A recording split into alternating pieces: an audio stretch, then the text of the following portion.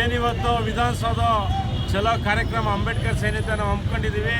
ಕರ್ನಾಟಕದ 30 ಜಿಲ್ಲೆಯಿಂದ ಇವತ್ತು ನಾವೆಲ್ಲ ಇಲ್ಲಿ ಬಂದಿದ್ದೀವಿ.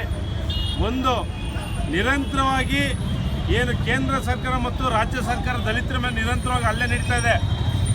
ಮೊನ್ನೆ ನಡೆದಂಥ ಗುಬ್ಬಿ ತಾಲೂಕಲ್ಲಿ ಒಬ್ಬ ಏನು 19 ವರ್ಷದ ಯುವಕನ ಮೇಲೆ ಅಭಿಷೇಕ್ ಅನ್ನೋನ ಮೇಲೆ ಬಟ್ಟೆಯನ್ನು ಬಿಚ್ಚಿ ಬೆತ್ತಲೆ ಮಾಡಿ ಕತ್ತಿಗೆ ಚಪ್ಪಲಿಯನ್ನು ಹಾಕಿ ಅವನ ಹಲ್ಲೆ ಮಾಡಿರ್ತಾರೆ.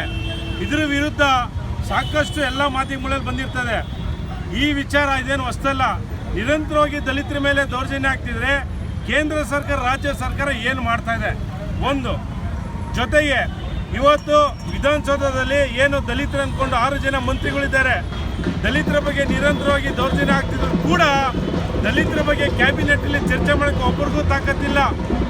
ಏನು ದಲಿತ ಮುಖ್ಯಮಂತ್ರಿಗಳು ನೀವು ದಯಮಾಡಿ ಹೇಳ್ತಾ ಇದ್ದೀನಿ, ನೀವು ಮುಖ್ಯಮಂತ್ರಿ ಸ್ಥಾನಕ್ಕೆ ರಾಜೀನಾಮೆ ಕೊಟ್ಟು ಕೂಡಲೇ ಸೀರೆಯನ್ನು ಉಟ್ಕೊಂಡು ನೀವು ನಿಮ್ಮ ಮನೆಗೆ ಹೋಗ್ಬೇಕಂತ ಎಚ್ಚರಿಕೆಯನ್ನು ಕೊಡ್ತಾ ಇದ್ದೀವಿ.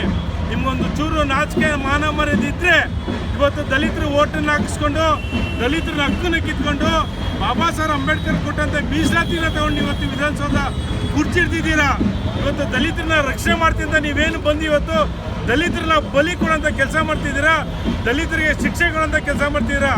ಬಂಧುಗಳೇ, ಇಡೀ ಕರ್ನಾಟಕ ರಾಜ್ಯದಲ್ಲಿ ಇವತ್ತು ಅಂಬೇಡ್ಕರ್ ಸೇನೆಯಿಂದ 30 ಜಿಲ್ಲೆಯಲ್ಲಿ ಪ್ರತಿಭಟನೆ ಮಾಡ್ತಾ ಇದ್ದೀವಿ. ಏನು ಗುಬ್ಬಿ ತಾಲೂಕಲ್ಲಿ ಅಭಿಷೇಕ್ ಮೇಲೆ ಏನು ಅನ್ಯಾಯ ಇತ್ತು ಇದನ್ನ ಕೂಡ ಸರ್ಕಾರ ಕೂಡಲೇ ಇದನ್ನ ಒಂದು ಏನು ಹಲ್ಲೆ ಮಾಡಿರ್ತಾರನ್ನ ಶಿಕ್ಷೆಗೆ ಒಳಪಡಿಸಬೇಕು.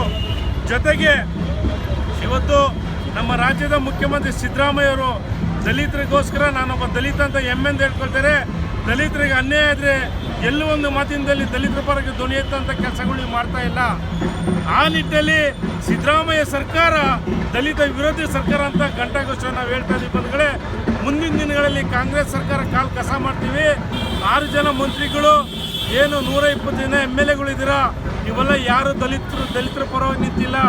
ದಲಿತರು ಓಟ್ ಬೇಕು, ದಲಿತರ ಹಕ್ಕು ಬೇಕು, ಬಾಬಾ ಸಾಹೇಬ್ ಅಂಬೇಡ್ಕರ್ ಕೊಟ್ಟಂಥ ಮೀಸಲಾತಿ ಬೇಕು. ಆ ರಿಸರ್ವೇಷನ್ ನೀವೇನು ಬದುಕ್ತಾ ಇದ್ದೀರಾ, ನಿಮ್ಗೆ ಅಧಿಕಾರ ಬೇಕು, ದಲಿತರು ಬೇಡ ಅಂತ ಏನು ಇವತ್ತು ವಿಧಾನಸೌಧ ಚಾಲೂ ಮಾಡ್ತಾ ಇದ್ದೀವಿ.